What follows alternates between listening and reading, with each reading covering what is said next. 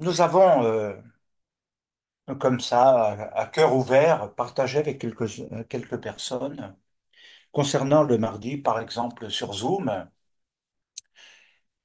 Et finalement, on s'est rendu compte que ce serait bien au lieu de partir dans tous les sens, dans des discussions, bien sûr que c'est important de se saluer, ça je le conçois. Mais pour ceux qui le souhaiteraient, c'est aussi aborder ces temps, ces moments avec une préparation euh, plus intérieure, moins dispersée, moins dans les nuages. Et donc, nous avons pensé à quelque chose qui pourrait être bénéfique à tout le monde et encourageant. Je parle aussi, au travers de ce que je vais dire, à votre avis, d'avoir un quart d'heure de prière. C'est-à-dire que de 7h moins quart à 19h, enfin 18h45 à 19h, on aurait un temps de prière et non plus de parler de tout et de rien qui parfois peut ne pas concerner ni intéresser les autres. Et donc, je pense que c'est bien d'avoir un temps de réflexion, de préparation dans la prière pour justement euh, se mettre à l'écoute de l'Éternel, préparer son cœur à recevoir la semence et voilà, de pouvoir prier en fonction. C'est un quart d'heure, je suis conscient que ce n'est pas très long, ce n'est pas quelque chose qui monopolise tout le temps, mais c'est juste afin de faire cette coupure entre toutes les discussions qui vont pêle-mêle partout et où, ben voilà, euh, les connexions se font progressivement. On entre dans quelque chose qui nous amène à nous adresser à l'Éternel. Qu'en pensez-vous? Hein? Je pense que c'est une bonne initiative que de pouvoir. Alors, je suis conscient que certains travaillent et arrivent sur les chapeaux de roue, donc on ne va pas obligatoirement forcer. C'est juste pour ceux qui le peuvent, et qui le souhaitent, au lieu de rester derrière les écrans masqués, invisibles, de pouvoir aussi avoir un temps où ils peuvent participer à ce temps de prière. On s'organisera comment le faire les uns avec les autres. Et donc, je pense que ce sera quelque chose qui donnera plus de poids, de force à la préparation intérieure. Voilà. Je ne pense pas que cela dérange quiconque, hein, en réalité. Et on prendra 2, 3, 4 minutes pour se saluer ensuite uniquement du fait que les connexions très souvent se font progressivement au fur et à mesure, sans partir dans les détails comment je vais ou comment tu vas. On se dit un grand shalom, on se salue, on s'accueille les uns les autres et on se bénit. Voilà. Je pense que c'est une bonne alternative à beaucoup de choses, d'autant plus que ben, les temps actuels nous amènent encore plus que jamais à prier par rapport à un grand nombre de choses. Et je dirais que ce n'est pas très évident. Et c'est vrai qu'on a besoin de construire une solidarité, une relation pour que justement on puisse compter les uns sur les autres. Voilà. Que Dieu nous garde et nous bénisse dans ce temps. Alors nous allons voir une deuxième partie de ce que nous avions commencé. Et de toute façon, on s'est plus ou moins arrêté à cette notion de la question que Moshe pose. Et s'ils me disent quel est son nom, que leur dirai-je? Et il est clair que c'est très important, et d'autant plus que dans le monde juif, aujourd'hui, c'est encore je dirais, quelque chose de très actuel sous une forme différente. Parce que lorsque nous parlons et cherchons l'identité du Messie, quel est son nom? Quel est le nom qu'il donne? Alors bien sûr, ils ont des noms, Menachem, etc. Mais il y a aussi une identité, pas seulement quelque chose qui accompagne. Mais aujourd'hui, c'est vrai que leur dirais-je? Et ceci m'a amené à un moment donné, dans la préparation aussi et la réflexion, de me dire, mais comment parler de notre foi? Il est vrai que d'un côté, on n'est pas très entendu par rapport au monde juif, hein, même s'il y a une interrogation, une recherche, des questionnements concernant la personne du Messie, son identité, son nom, son œuvre, etc. Euh, c'est quelque chose qui peut être partagé, échangé. Et puis d'un autre côté, dans la diversité du monde chrétien, qu'il soit catholique, protestant, méthodiste et autres, pour eux, leur identité, elle est liée à quelque chose, mais en même temps, beaucoup de domaines ne sont pas unis. Et donc, en tant que juif messianique, que dirais-je à l'un, que dirais-je à l'autre? Et c'est vrai que l'art, je dirais, de savoir aussi témoigner, de savoir pas seulement de ses expériences, hein, pas seulement de ce que l'on connaît, de ce que l'on sait, mais également euh, de comprendre dans le sens que l'on a quelque chose de très important à communiquer à tous, dans les temps actuels encore plus. Et c'est pourquoi, lorsque nous réalisons, par exemple, cette question de Moshe qui est très différente de celle que je viens d'aborder, mais qui doit donner un peu d'ampleur à la réflexion et nous amener à véritablement bien réfléchir. Alors, c'est vrai que nous avons vu, et je crois que je vais le répéter, que dans le Tikkun HaZohar, il est, il y a à comprendre le sens qu'impliquent les mots je serai qui je serai. À partir de là, c'est vrai que c'est quelque chose qui évoque un certain nombre d'éléments clés. Alors, c'est vrai que je reviens un petit peu sur la définition pour qu'on plonge dans la suite, mais c'est très important puisque nous avons vu que je serai qui je serai dans le Tikkun Hazoar va nous amener à l'allusion qui est liée au téphilin de la main et de la tête, c'est-à-dire le cœur, et nous avons trois parties essentielles qui, qui forment l'être, c'est Mohar, c'est-à-dire la tête avec tous les organes, mais aussi avec le cerveau côté droit et côté gauche, et je dirais ensuite les yeux, enfin voilà, tout ce qui est concerné par cela. Si nous n'avions que cela, eh bien, il y aurait quelque chose de manquant. Et c'est pourquoi il y a le lève qui est relié, qui se relie à la pensée, à l'intelligence pour l'analyse et la stabilisation des émotions et des sentiments.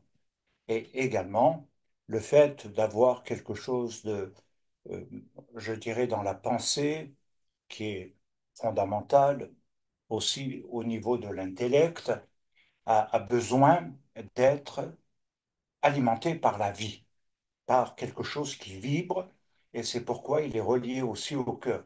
Et il faut que ce soit un échange permanent.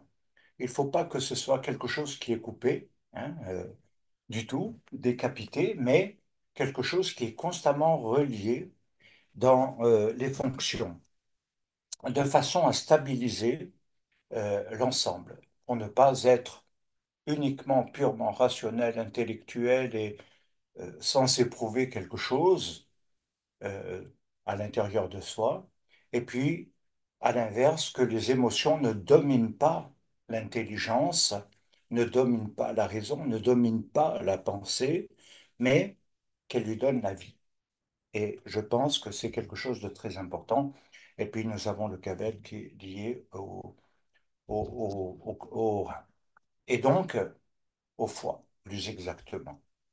Et donc, c'est toutes les fonctions de digestion, c'est toutes les fonctions. Vous savez que le foie joue un rôle très important dans le corps humain et qu'il a son importance aujourd'hui plus que jamais parce que beaucoup de personnes ont des maladies du foie et ça révèle toujours quelque chose dans le parcours de la personne. Alors, il nous est dit qu'il nous faut les téphilines. Alors, c'est vrai que c'est quelque chose d'extérieur, mais qui en réalité doit être intérieur, la tête et le cœur, qui doivent être reliés dans son attachement à Dieu. Les deux doivent être totalement soumis au Seigneur, à l'Éternel, et pas simplement quelque chose qui est plus fort que l'autre. Non, les deux doivent être dans cette unité, dans la prière, dans l'expression que l'on a à Dieu, et surtout d'être quelque chose de fort.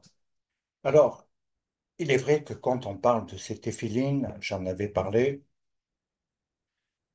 on les trouve 21 fois mentionnées et avec le nom de Dieu révélé, Avaya, et notamment au travers du tétragramme que l'on appelle le I. Alors, à partir de là, les téphilines du bras aussi ont un rôle important parce qu'ils ont la même valeur numérique. C'est ce que je vous expliquais. Il faut un équilibre total entre les deux. Il n'y a pas un chiffre qui est au-dessus de l'autre, hein. Il n'y a pas une mention plus importante pour la tête et le cerveau et tout l'ensemble de ce qu'il contient par rapport à l'intelligence et autres. Il a la même valeur que le cœur, hein. Il y a les mêmes valeurs que le cœur. Et les deux devraient être, pardon, dans l'équilibre le plus profond. Alors, c'est vrai que je serais la valeur numérique 21 et le deuxième je serai, qui a la valeur numérique de 21, nous amène à comprendre que les deux téphilines sont évoquées par je serai qui je suis. Alors, c'est maintenant qu'on va voir un peu, en quelque sorte, la gloire de la révélation divine, parce que l'étude d'Israël, c'est un peu le brouillard au début, et puis ensuite, on avance vers ce qui est clair. Et le brouillard, pardon, se dissipe. Alors, il nous est dit que quand on veut percer les mystères divins, il y a bien entendu un certain nombre de choses dont il faut tenir compte. Quand on dit I, je serai, quand on le met au carré, il possède la même valeur numérique que émet, le Amen, c'est-à-dire ce qui est vrai et la vérité. La vérité dans ce qui est vrai. Et pas quelque chose qui est simplement une déduction liée à notre intelligence, qui est simplement une spéculation, une compréhension, une opinion, etc. Mais non. Et regardez, pourquoi est-ce important? Parce qu'il va constituer la part totale de ce que les 22 lettres nous enseignent dans le niveau d'en haut, dans le niveau d'en bas, mais aussi dans le niveau intermédiaire.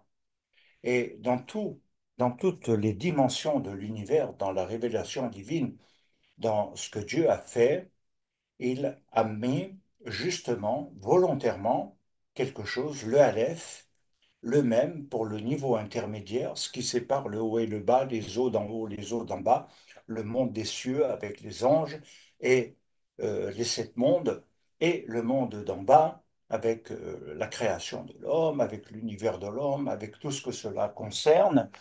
Et c'est la finalité de la création au travers du Tav. Et quand on rejoint les trois lettres, beaucoup d'entre vous le connaissent, ça forme le mot émet. Ça veut dire que tout est à l'intérieur. Pourquoi? Parce qu'on considère que émettent, et le sceau divin, et le sceau divin. Et à partir de là, c'est clair que nous sommes dans quelque chose qui est très important de comprendre comment s'est formé la tête, le cœur et tout le reste, toute la finalité. Dans cette révélation, Dieu dit, je suis vérité. Je ne suis pas seulement une des vérités que l'homme peut déduire, argumenter, il est ce qui est. Il est Hacher, il est. Alors, dans le Likouté Torah, maintenant, concernant je serai qui je serai, il va se fonder dans un des passages du Talmud dans Shabbat 55 et qui dit que le sceau divin est la vérité. C'est le Harizal, un homme très connu dans le monde du judaïsme, qui explique qu'il s'agit du nom je serai qui je serai. Donc lui, il dit multiplié par ié, je serai, qui est égal à 21, qui est à la même valeur numérique que Emmet, qui est 441. Alors, quand Moshe demande, et s'ils me disent, les autres, quel est, quel est son nom, que leur dirai-je encore une fois? Que leur dirai-je? Je serai qui je serai. Ne leur dis pas n'importe quoi. Ne leur dis pas j'ai eu une révélation à Madiane, j'ai vu un buisson, j'ai entendu une voix, j'ai vraiment vécu une expérience extraordinaire et je suis rempli et je viens maintenant avec autorité. Il ne dit pas ça. Il dit quelque chose de très différent, c'est-à-dire que je serai qui je serai, comme nous l'avons vu, c'est ce qui va regrouper le sceau de tous les noms. C'est-à-dire que dans toutes les formes de révélation que Dieu a utilisées, il est le tout, et c'est ce que l'on nomme Dieu chez nous en tant que Juifs. Dieu, ce n'est pas simplement un petit truc comme ça, mais c'est le tout. Et il s'est révélé dans différents noms. C'est le même Dieu, mais qui a eu différents noms dans la révélation, dans l'histoire. Et je crois que c'est très important de pouvoir le relever. Donc, le Harizal commente Hachem, l'Éternel, le Dieu Tout-Puissant, a scellé tous ses noms saints avec le nom de Hémet, qui est son véritable sceau. Le secret est qui est multiplié par Ié à la même valeur numérique et va donner 441 Hémet. Voilà comment nous devons le voir. Le Ié Hacher, Ié, le je serai qui je serai, se multiplie et devient le fondement de toute révélation réelle. Car sans cela, l'homme, si l'homme s'était aventuré avec le nom d'Hachem, alors à ce moment-là, il y a quelque chose qui ne fonctionnerait plus et il serait comme consumé. Alors maintenant, si on veut comprendre cette demande de Moshe, quel est son nom? Quel est son nom? C'est vrai que beaucoup de gens que j'ai pu rencontrer, que vous rencontrez, quand vous parlez de Dieu, ils vous parlent de Jésus et vous disent ben, le nom de Dieu, c'est Jésus. OK? Mais qui est le nom du Père? Quel est le nom du Père? Ah, on ne doit pas simplement s'arrêter au nom que l'on connaît, lié à quelque chose de très spécifique, que l'on va qualifier de Mashiach, de sauveur des hommes, de l'humanité, de rédempteur, de quelqu'un qui sera roi, qui régnera sur toute l'humanité. Ça, c'est une partie. Mais là, nous nous intéressons à quel est son nom. Et comme nous avons vu, il n'a pas un seul nom, il a une multitude de noms. Alors quand Moshe demande quel est son nom, l'embarras qu'il a, c'est que leur dirais-je? Que leur dirais-je? Ça signifie que c'est le nom auquel il faut penser et prier. C'est-à-dire que maintenant nous touchons un sujet important. Quand les Juifs prient, quand le monde juif prie, quand nous faisons la Mida, quand nous faisons l'ensemble des prières d'Israël, alors à ce moment-là, nous prions au nom de qui?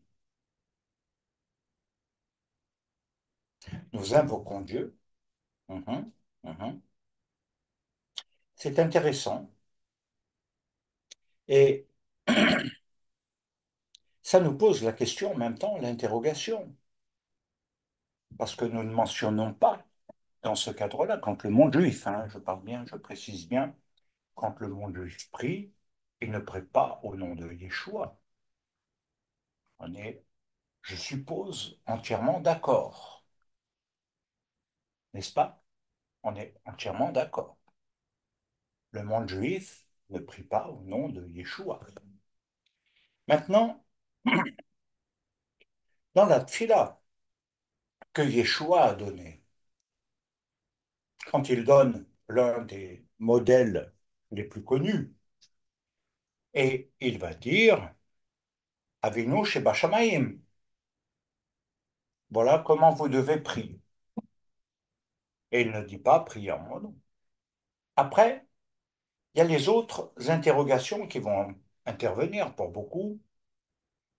C'est de penser que le fait de dire que je prie dans le nom de Yeshua, j'ai marqué un sceau, j'ai un label, un passe-partout pour le ciel, au niveau de l'exaucement et au niveau de la réponse que Dieu est obligé de me donner.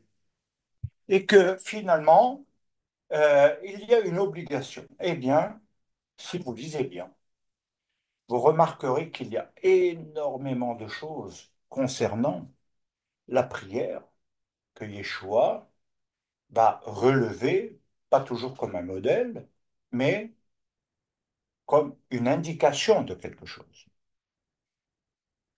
Si vous priez le Père, il ne dit pas si vous me priez moi.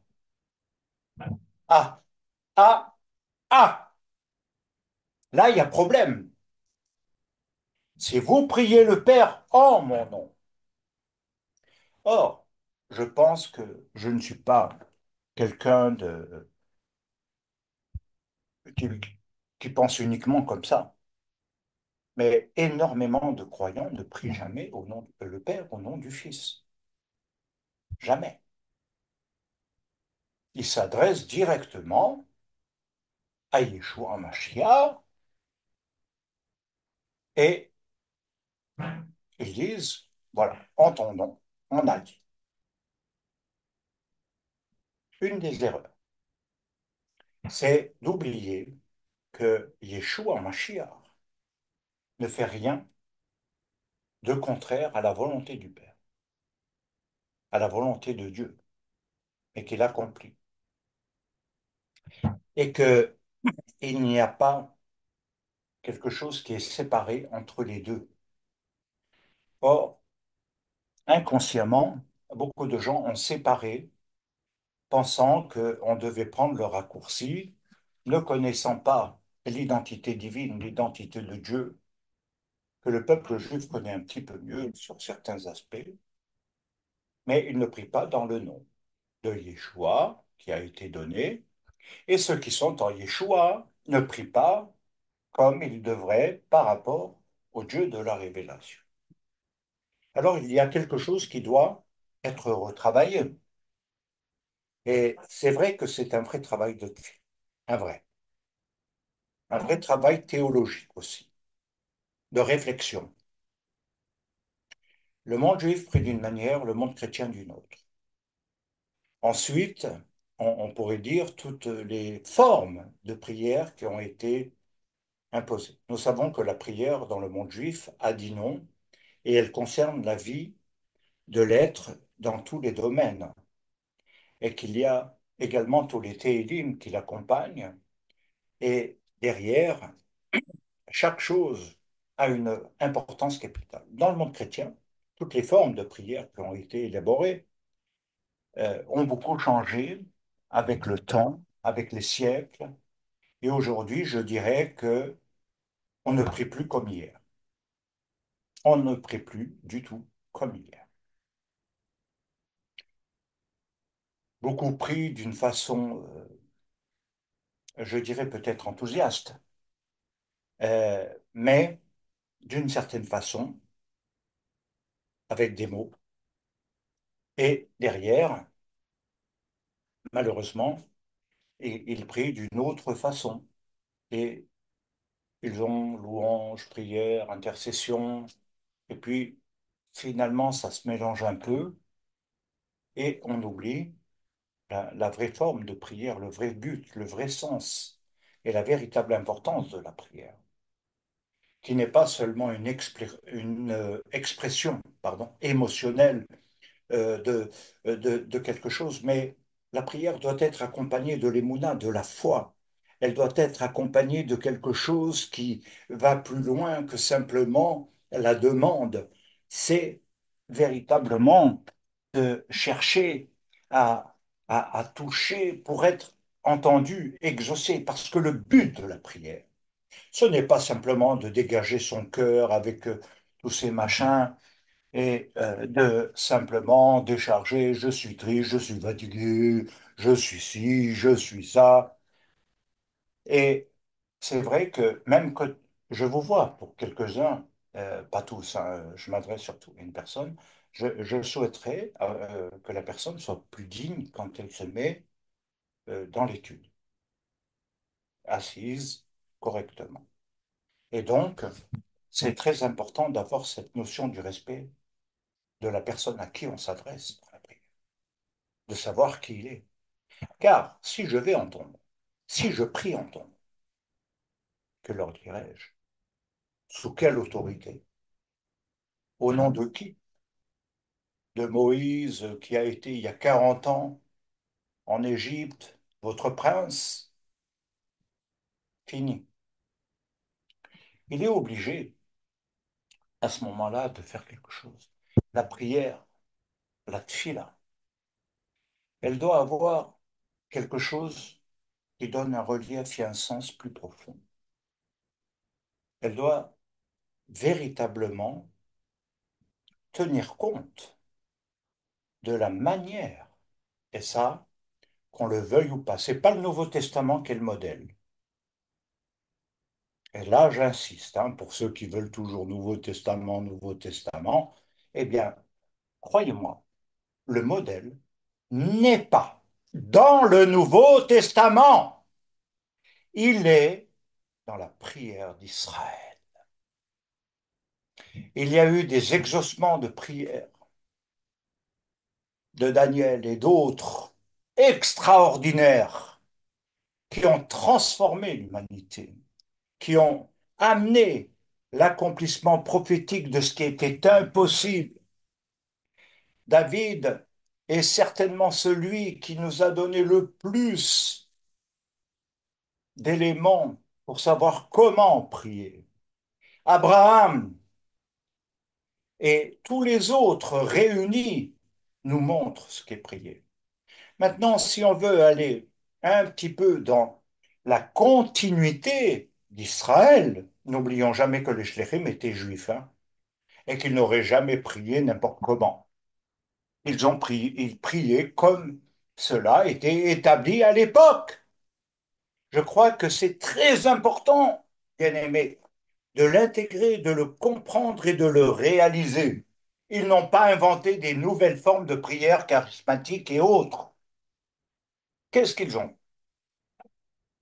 Un, ils faisaient ce qu'Israël faisait tout le temps. Ils se réunissaient, ils priaient ensemble, dans des buts précis. Et ils ne se réunissaient pas pour prier, afin de prier pour eux-mêmes, mais en vue de quelque chose.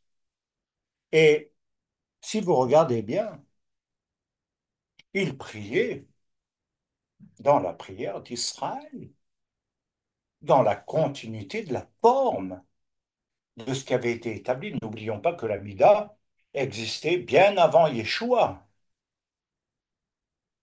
et qu'elle a été mise en place largement avant Yeshua.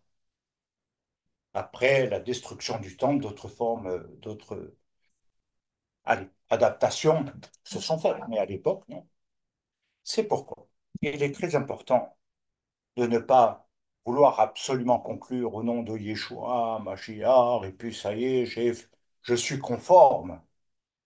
La conformité, je prie le Père dans le nom de Yeshua le Messie, de celui qui a été envoyé, de celui qui a accompli, de celui qui a vaincu, de celui qui a toute autorité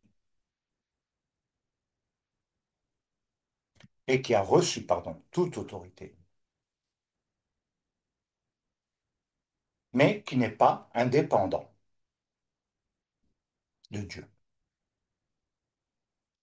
Et que, quelque part, je vous invite à suivre les enseignements que donnera bientôt, je crois qu'il a commencé déjà, d'après ce que j'ai compris, que donnera David sur la tuile. Maintenant, je l'approfondirai parce que il y a plusieurs manières de voir le niveau liturgique, la compréhension.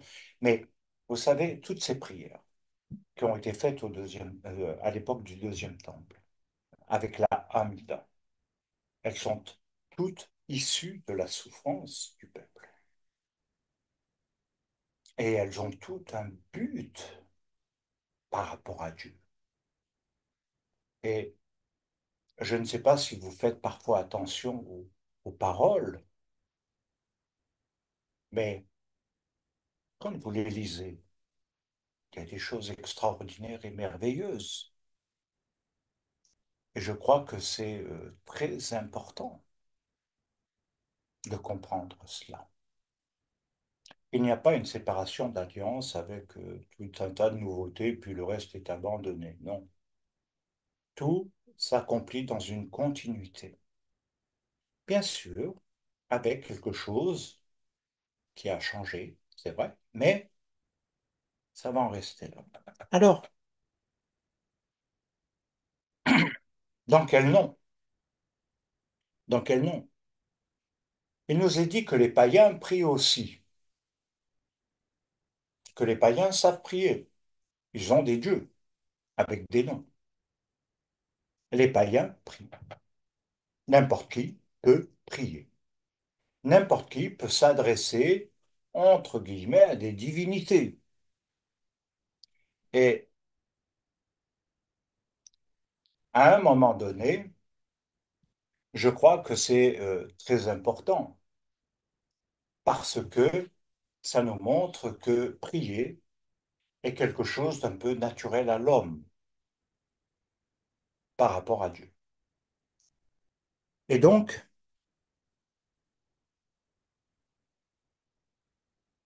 il faut penser et prier dans quel nom, mais quel est le sens et la signification du nom. Comme on l'a vu, hier, Chéri donne un poids de gloire. Il donne un poids dans le Hémet. Lorsque nous prions au nom de Yeshua, nous savons qu'il y a quelque chose d'extrêmement important et fort.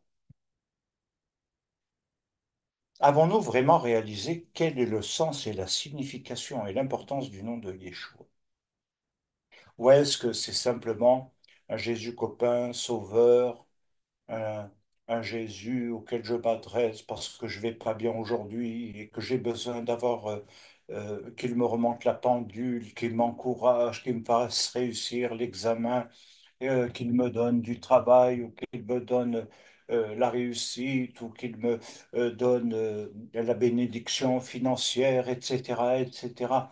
Bien sûr que la prière d'Israël inclut tous les domaines de la vie, tous, sans aucune exception. Mais le but ultime, ce n'est pas cela. Et en Yeshua, ça ne devrait pas être cela. Il faudrait creuser davantage et aller plus loin. Et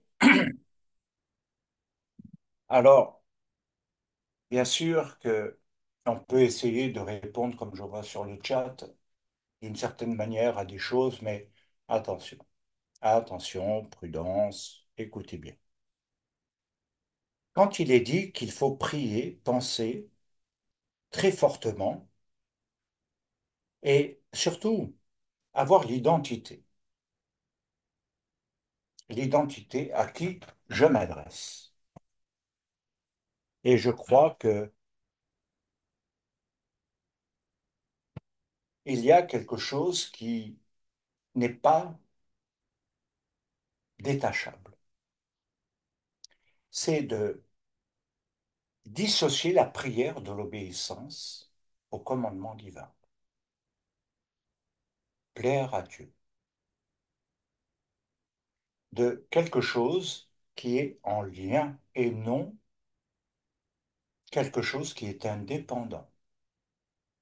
Waouh!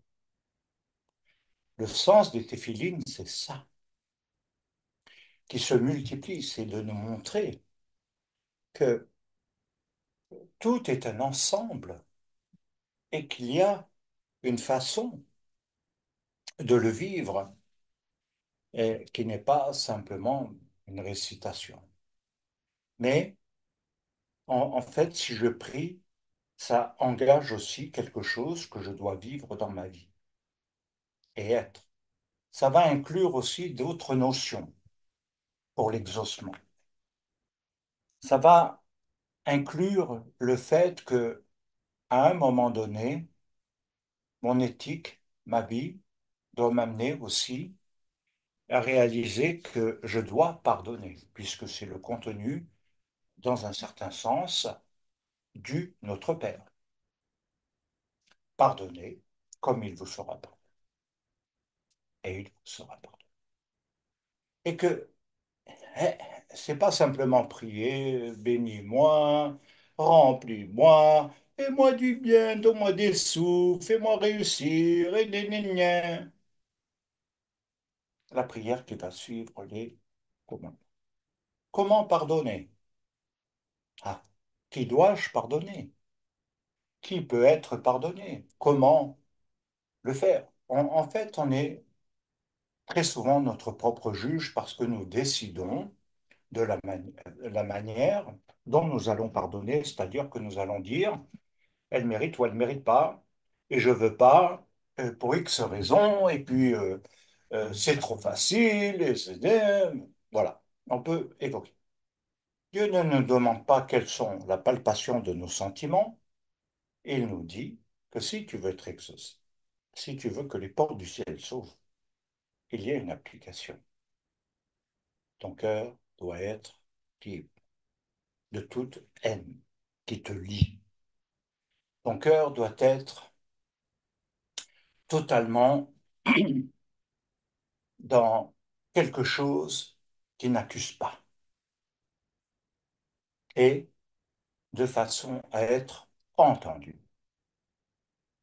Et au fur et à mesure que l'on avance, nous voyons que nous touchons tous les préceptes de l'enseignement du Messie qui se retrouvent dans toute la Torah. Vouloir séparer est une erreur importante. Alors maintenant, je vais pousser plus loin, parce que lorsque nous comprenons cela, il nous est dit dans le peuple d'Israël, dans la manière de prier, et qui est véritablement présente dans leur pensée, dans leur esprit, lorsque nous nous adressons à Dieu, et que nous prions vraiment, alors à ce moment-là, nous sommes dans quelque chose où nous voulons attirer toutes les délivrances.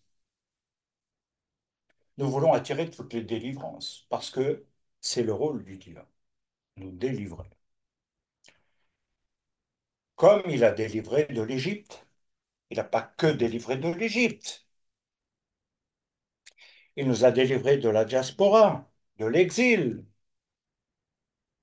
des massacres, et pour citer les grandes choses. Mais dans l'histoire, nous trouvons beaucoup d'interventions divines. Et il nous dit, afin d'attirer toutes les délivrances. Alors, toutes les délivrances, ce n'est pas les délivrances comme on les voit en cercle clos. D'ailleurs, il y a quelque chose que je voudrais vous dire et que j'ai vu parce que on m'a donné un machin. On m'a dit, tiens, Emmanuel, il faudrait que tu regardes ça, ça dure pas très longtemps et ça pourrait être intéressant parce que, oh, c'est fort. Alors, moi, je me suis dit, bah, si c'est pas très long, je vais regarder. Puis je vois une vidéo de quelqu'un que j'avais entendu parler il y a très longtemps, Ron Howard. Et quelqu'un qui est dans une certaine branche ultra charismatique. Donc, c'est pas une critique, hein, c'est pas une tare. Mais ça fait partie de quelque chose qui a une signification dans la pratique. Et donc, on le voit, et il est là, waouh, très sûr de lui. Et puis, il y a des rangées de gens, et puis il fait ça. Et puis tout le monde, oh là là, presque jusqu'au fond, il bascule en arrière. Quelqu'un vient à côté de lui, il le regarde, il touche l'autre.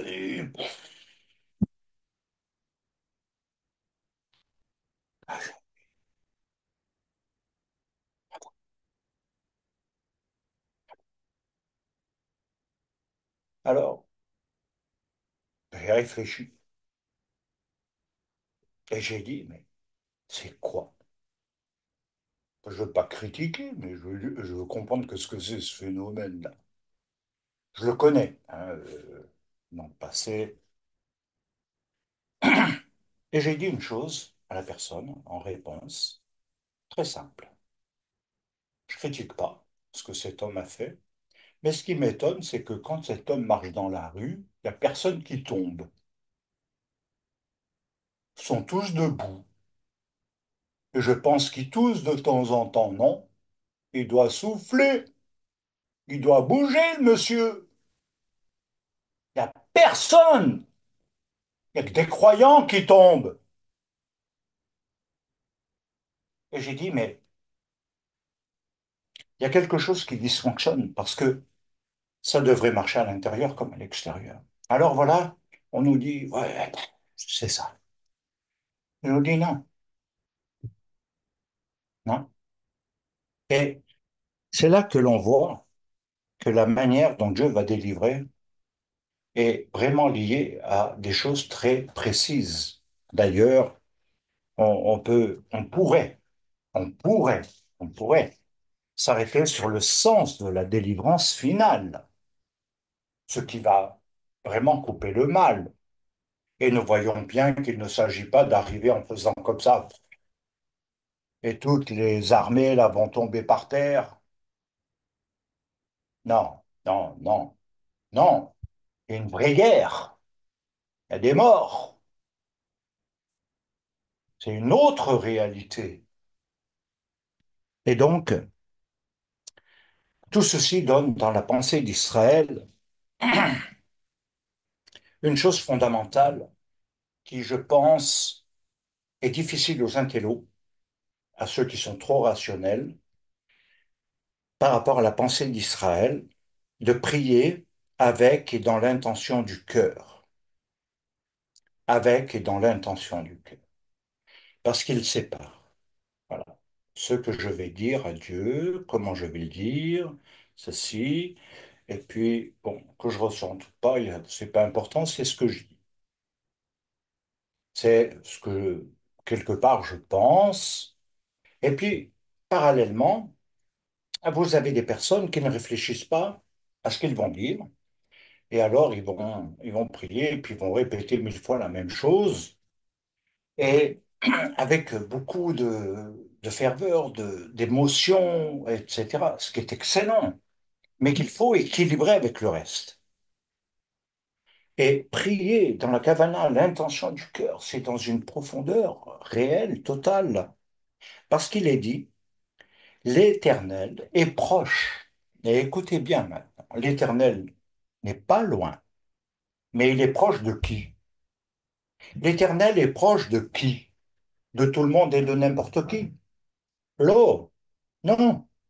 L'Éternel est proche de tous ceux qui l'invoquent, de tous ceux qui l'appellent avec sincérité. C'est dans le psaume 145 et le verset 18. Et voilà ce que nous pouvons dire maintenant à partir de ce moment précis. Eh bien, lorsque nous le comprenons, ce psaume, ce passage, alors nous comprenons que c'est à partir de là que toutes les délivrances peuvent se réaliser. Parce que tous les noms de Dieu sont impliqués, El Shaddai, Adonai Tsebaoth, etc., etc., etc. C'est pas seulement 7 noms, c'est 60. Et derrière, cela veut dire que lorsque nous allons prier et que nous allons former l'identité de Dieu au travers de tous ces noms qui va poser le fondement du Hémet, alors c'est au nom de la vérité, c'est dans la vérité. Mais l'Éternel n'est pas proche de ceux qui ne l'invoquent pas. Et il faut bien comprendre ça. Je sais que aujourd'hui il y a une espèce de forme de prière que l'on veut développer. Voilà, j'ai qu'à fermer les yeux, et puis ça y est, le contact, il y est. Si c'était si simple, mes bien-aimés. Oh, moi, j'aimerais bien. Ouh là là, ouh là là, ouh là là. Si c'était si simple. Mais ça, c'est pas si simple. L'Éternel est proche. Et vous savez que ce terme proche, c'est, c'est avec un jeu de mots qui veut dire nous le faisons approcher. Nous le faisons approcher parce qu'il n'était peut-être pas tout près. Et qu'est-ce qu'il va le faire approcher de ceux qui sont dans la vérité du cœur, qui l'invoquent avec sincérité, qui s'adressent à lui. Mais quel est le nom? Quel est le nom là? C'est pas Yeshua dans le psaume 145. Il s'agit de Dieu. Les noms de Dieu. Les noms de Dieu. Les noms de Dieu. Waouh! Ça, c'est une révélation extraordinaire.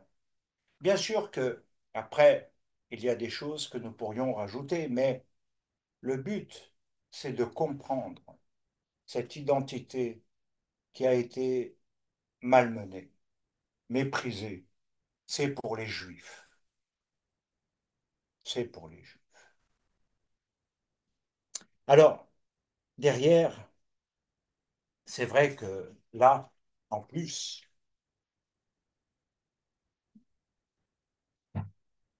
si on l'aurait voulu, désiré, on aurait pu développer davantage.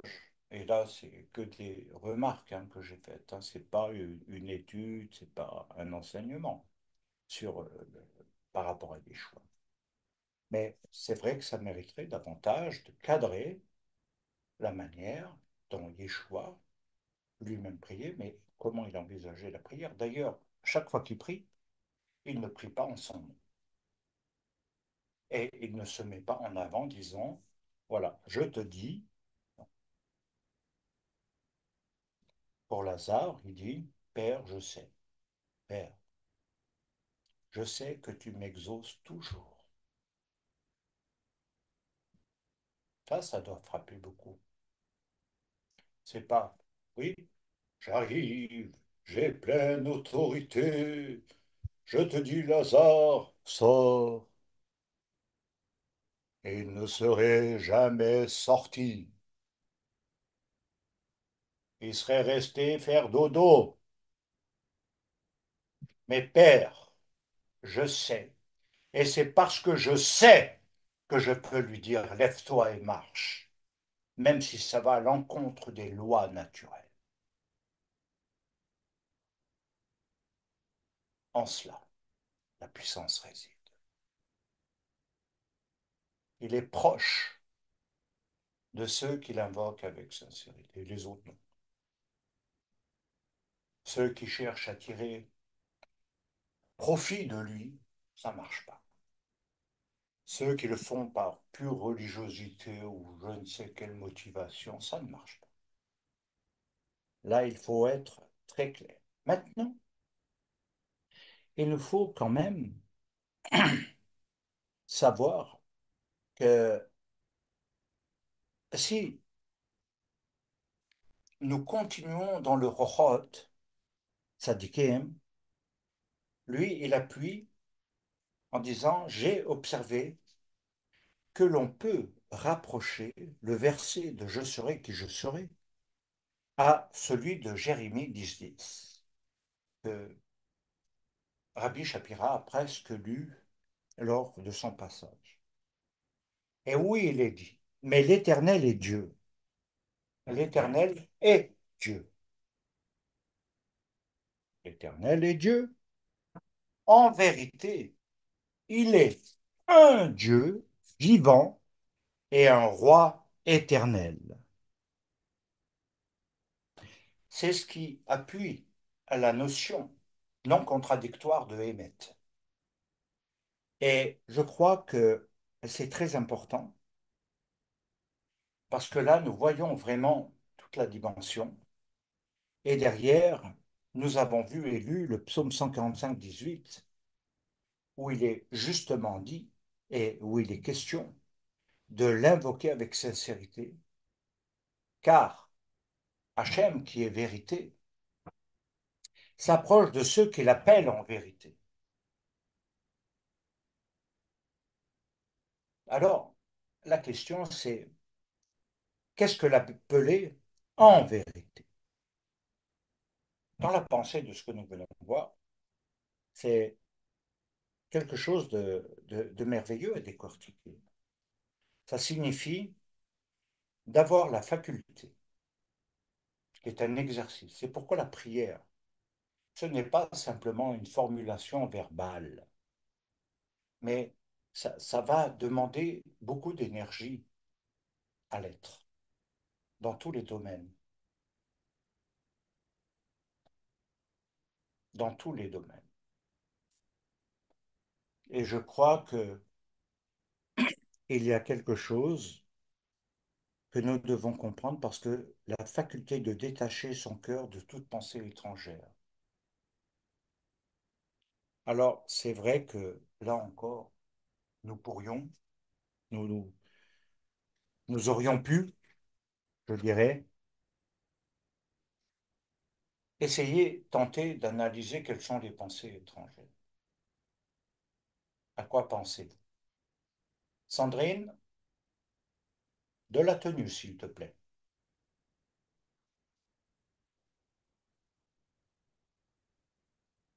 Et donc, c'est très important de savoir quelles sont les pensées étrangères. Ce n'est pas seulement les choses qui nous assaillent euh, dans le péché, par exemple, l'impureté, les pensées impures, etc. Tout le monde pense qu'à ça. La pensée étrangère. Et franchement, je serais tenté de vous inviter à vraiment, vraiment chercher ce qu'est une pensée étrangère. Une pensée étrangère, ça peut être considéré comme un enseignement faussé, comme une doctrine faussée, qui fausse la pensée, qui fausse la direction du cœur dans la prière, qui la détourne de son but. Et je crois que beaucoup de personnes devraient, en quelque sorte, faire attention à cela. Ce n'est pas simplement d'être assailli, parce que le problème, Soyons honnêtes, disons-le. Le problème, c'est souvent que les personnes ramènent à eux-mêmes qu'à eux-mêmes, n'est-ce pas? Et le fait de ramener qu'à soi-même, voilà, c'est... hein, bon, puis on ne pense pas qu'il y a plein d'autres choses qui vont être la pensée étrangère que l'on va qualifier également dans la Bible la femme étrangère, qui sera également la prostituée, celle qui va venir séduire pour détourner et orienter différemment et amener dans le mal. Donc, détacher de toute pensée étrangère afin de pouvoir s'approcher de Dieu, qui est vérité. C'est la pureté même. C'est d'entrer dans une autre notion. C'est de purifier son cœur et son esprit. Parce qu'il nous est dit aussi, parallèlement, que si on réfléchit à tout cela, eh bien que il y a une dimension de nous-mêmes qui est faite pour s'attacher à la lumière et non aux ténèbres, à la vérité et non à ce qui est faux. Notre être vrai, véritable devrait pencher. Notre combat peut-être est dans ces deux domaines, mais lorsque je dis cela, que l'esprit s'attache à la lumière, c'est parce qu'il veut se diriger vers le but. Et ce but, c'est quoi? Une relation avec Dieu. Prier va nous conduire progressivement dans toutes les étapes dont j'ai parlé à créer, développer une proximité avec Dieu, où Dieu n'est plus un étranger. Entendez bien, je vais le répéter. Dieu n'est plus un étranger, un inconnu qui passe, mais il est notre Dieu, notre Dieu. Et vous voyez, c'est d'une telle profondeur, c'est quelque chose de tellement extraordinaire.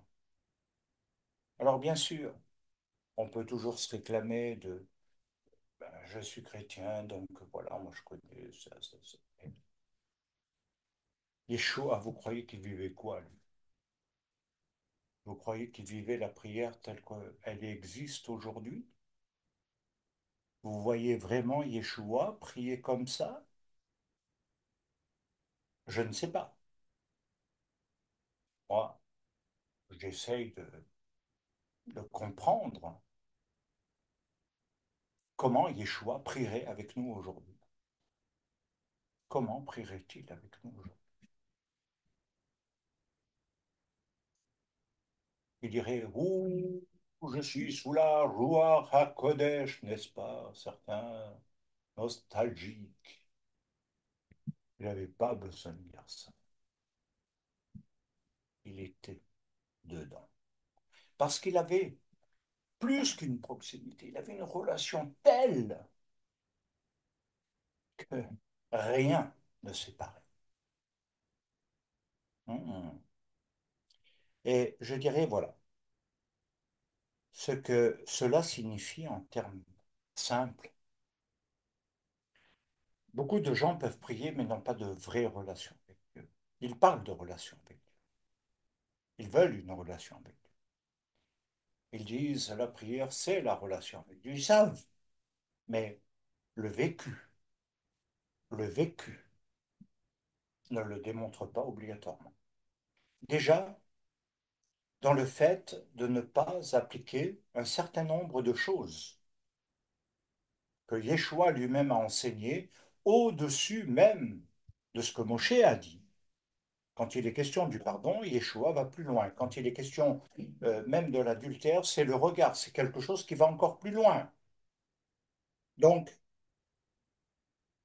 à un moment donné, ce ne sont pas ceux qui disent, qui se réclament, qui veulent, qui parlent, qui tchatchent, qui cherchent. Ce sont ceux qui font la volonté de mon Père. Ah, Nous l'avons vu la semaine dernière, c'était tout le but, l'Avodat Hashem, qui est lié à la manière dont Dieu veut être servi, dont on doit servir Dieu, et que ce n'est pas simplement émotionnel dans le désir et attendre à des grandes choses. Non, ça coûte, ça a un prix, c'est un investissement qui n'est pas à court terme et qui demande toute la personne. Et c'est clair qu'à un moment donné, cette relation avec Dieu va faire en sorte qu'un miracle se crée, il devient proche de celui qui l'invoque.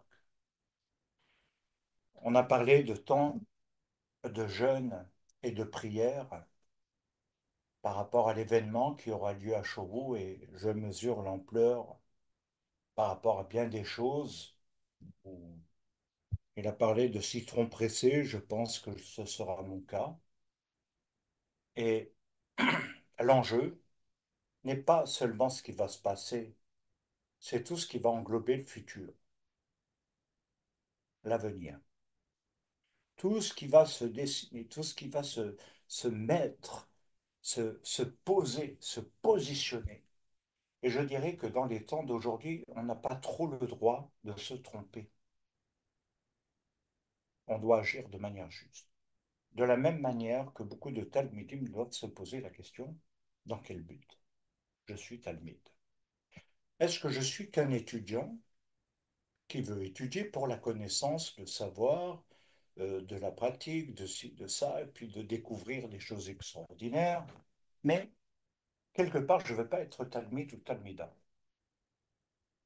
Ça veut dire je ne veux pas m'engager, et c'est là que la vraie réflexion de ce que je viens de dire nous amène à réfléchir. Mais alors, quel est le but? Et c'est là que je pense tout l'avenir se dessine. Je dirais même qu'il s'éclaire. Et je dirais que quand on commence à comprendre ça, vous savez, il y a une chose, la shrina, elle accompagne cette proximité. C'est pas un frisson, c'est pas seulement une émotion passagère, c'est une permanence. Il y a quelque chose. Vous savez, c'est extraordinaire de vivre ça. Extraordinaire. Parfois, vous ne savez pas à côté de quoi vous pouvez passer. Parce qu'on est trop encombré, on se dispute, il y a des dissensions, il y a peut-être trop de choses. Justement, la pensée étrangère. Maintenant, il y a de toute façon dans ce verset quelque chose qui nous permet de comprendre comment actionner toutes les délivrances et par rapport à tous les domaines de la vie. Nous sommes bien d'accord qu'il y a beaucoup de choses qui nous concernent dans notre existence et que ce n'est pas simplement le spirituel qui est fondamental pour nos vies, ça c'est vrai, mais ce n'est pas le seul élément. Il y a plein de choses qui nous côtoient tout au long des jours. Dans notre vie, il y a la santé, il y a la subsistance, il y a la vie des familles, il y a la relation avec la communauté, il y a ci, il y a ça. Je veux dire, il y en a beaucoup de choses. Il y en a beaucoup. C'est pas qu'un élément. C'est tous les domaines de la vie. Nous devons comprendre que au travers de cela, tous les domaines de la vie doivent être touchés, c'est-à-dire les délivrances doivent toucher non pas que quelques secteurs occasionnellement pour améliorer telle partie de l'homme et de son existence, mais qu'il doit être délivré dans tous les domaines de la vie et de sa vie, pardon. Et je crois que si nous voulons rentrer dans le secret de la prière, il nous est dit que si l'homme prie par le nom de Yahvé pour un malade. Alors c'est vrai qu'à Genève, j'ai posé cette question, je l'ai posée à d'autres, je la pose pour vous, pour moi, je la pose pour plein de gens. Et la Shrina, c'est la gloire, la présence divine. Et donc, c'est quelque chose d'important de se dire, voilà, nous savons, ça, nous n'avons pas de doute, nous savons que Dieu peut guérir toute maladie. On est d'accord, n'est-ce pas? Et nous voyons si peu de guérison. Et tellement de malades, tellement de maladies, et même des maladies nouvelles qui arrivent sur le marché, des choses qui n'existaient pas. Et en même temps, il y a les maladies mentales,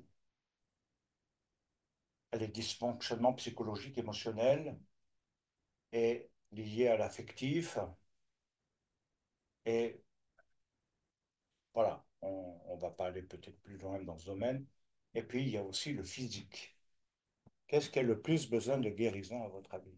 Qu'est-ce qui est le plus malade quand on parle de tous les domaines de la vie? Qu'est-ce qui est le plus malade? La pensée, l'émotion, le cœur? Eh, il y a un fonctionnement quand même. Le cœur ne va pas se dérégler sans quelque chose. Toutes les maladies. Maintenant, si nous essayons de dire comment un médecin soigne, c'est difficile. Il nous faut trouver le bon médecin pour la maladie mentale. Tous les psychiatres ne vont pas amener un bon diagnostic, premièrement.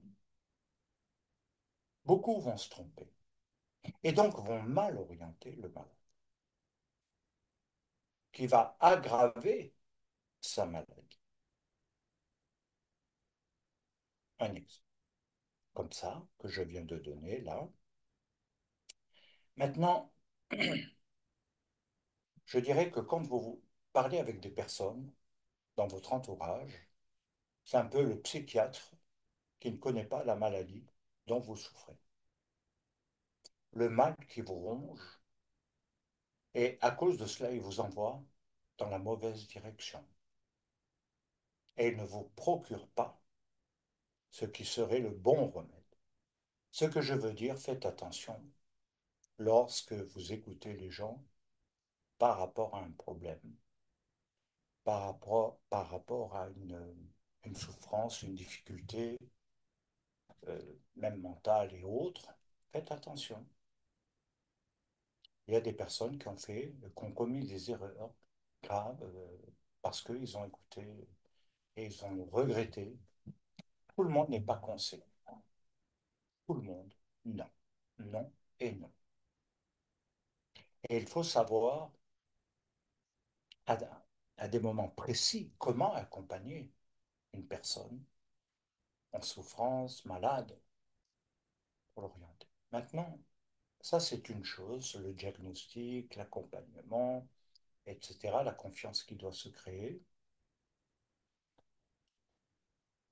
Après, il y a la manière, et je dois dire que je l'ai beaucoup vu, comment prie-t-on pour les malades? Quand tu pries pour quelqu'un qui est malade, comment tu pries? Et pourquoi ça ne marche pas, des fois? Même pour moi. Moi, Dieu m'a gardé de plein de choses, et même jusqu'à l'heure actuelle. Et puis il y a d'autres choses. Bon, ben,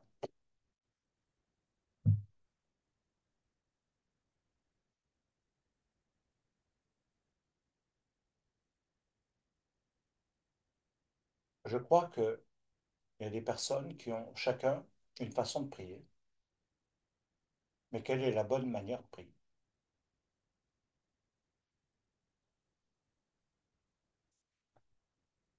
Est-ce que dire je vais prier avec foi au nom de Yeshua va suffire? Est-ce suffisant? Je dirais il y a beaucoup de méthodes de prière. Quand Marie-Ève a eu son problème très très grave, on s'est mobilisé dans la prière et l'intercession et on n'a pas été obligatoirement vers elle, on n'a pas eu cette possibilité. Et quand je l'ai revue dernièrement, Même Fernand me disait, mais c'est incroyable cette femme, comme elle a récupéré, comme s'il n'y avait pas eu. Et ça, c'est quand même extraordinaire. Et je crois que il y a un, un peu cette notion. Alors, tant que vous êtes avec des personnes en bonne santé, la question ne va pas se poser. Tant que vos membres de famille sont en bonne santé, ça ne va pas vous gêner. Tant que vos proches sont en bonne santé, ce n'est pas un problème. Mais le jour où il n'y a pas une bonne santé, ou un problème, où on apprend brutalement que quelqu'un a un cancer incurable, ou comme pour Harry, par exemple, dont l'épouse a un cancer, bon, ça, ça pose beaucoup de questions. C'est pas simplement, bon, ben, c'est normal, c'est naturel, c'est la volonté de Dieu, on va l'accepter comme ça de manière passive. Ou alors, on va,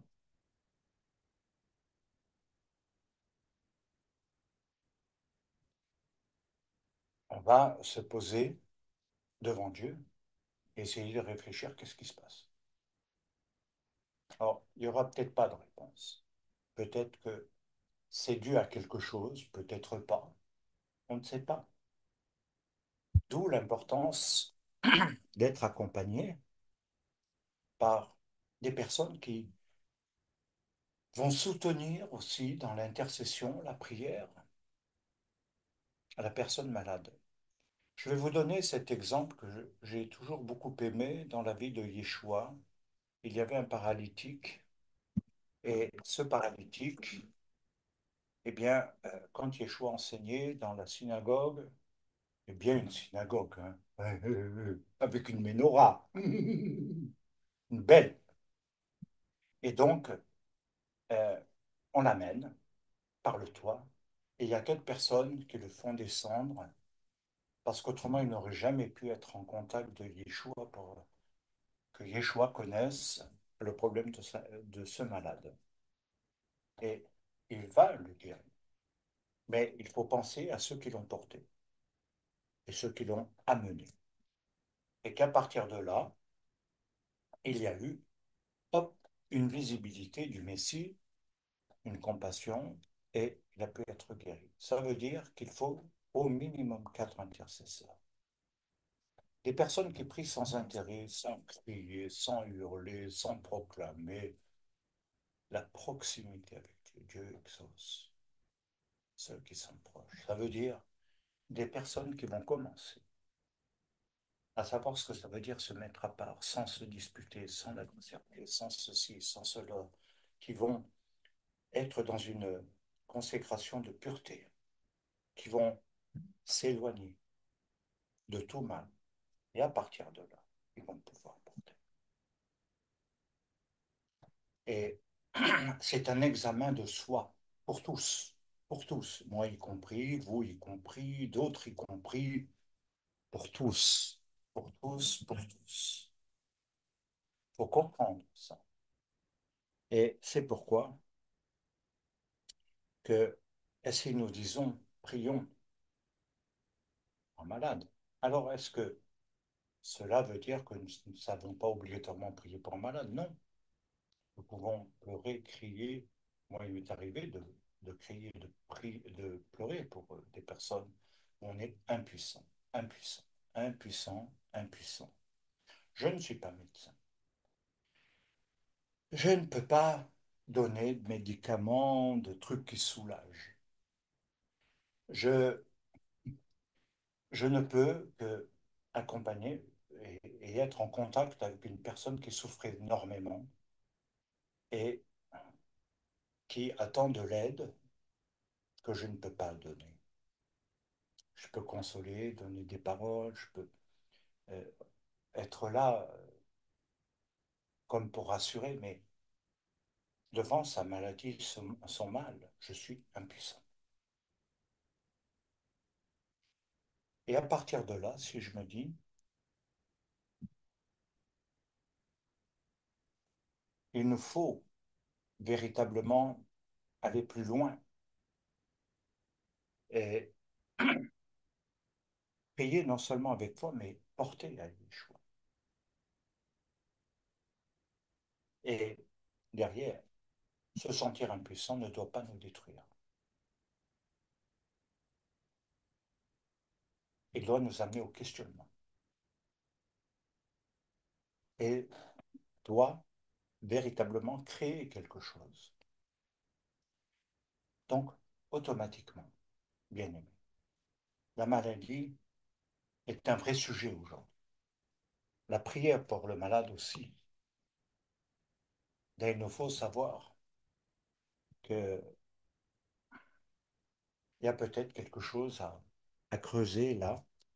Et puis la deuxième chose, lorsque je parle de tous les domaines de la vie, la prière pour nos enfants, petits-enfants, enfin, ce qui nous tient à cœur, parce que ce que je remarque aujourd'hui, c'est qu'ils sont dans un monde beaucoup plus dur que celui que nous avons eu, nous, à notre âge. Aujourd'hui, ils sont exposés à des trucs incroyables, ces petits gars, ces petits-enfants. On ne sait pas, et je disais à ma femme, je ne sais pas quel sera le monde de demain dans lequel ils vont évoluer, quoi. Ça ne va pas être une partie de plaisir, en tout cas. Je regrette, mon micro fonctionne très bien. Vous m'entendez mieux? Je pense que là, il n'y a pas photo. Normalement, je n'ai jamais de problème, donc c'est peut-être votre ordinateur. Je, je crois que c'est très important de penser aussi aux enfants parce que c'est demain. Et le mal peut les happer, la drogue, les nouvelles drogues, les, les nouvelles fréquentations s'ils n'ont pas eux-mêmes des bonnes fréquentations. Ce qui veut dire qu'il doit y avoir à l'intérieur même d'une Keila quelque chose qui influence dans le bien nos enfants pour demain. Autrement, ils partiront dans le mal. Et ne croyez pas que c'est la faute des parents obligatoirement. Non, non. Ce qu'ils ont vu aussi, entendu, mais également ce qui a été mal perçu.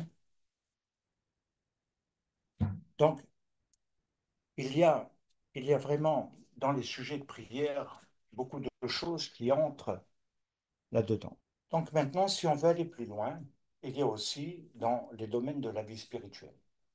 Comment on prie pour les domaines de la vie spirituelle. Donc je ne vais pas développer tout ça, étant donné que l'heure passe, mais je dirais que ce que l'on peut constater d'une manière unanime, totale, c'est le fait que la langue fait beaucoup de mal.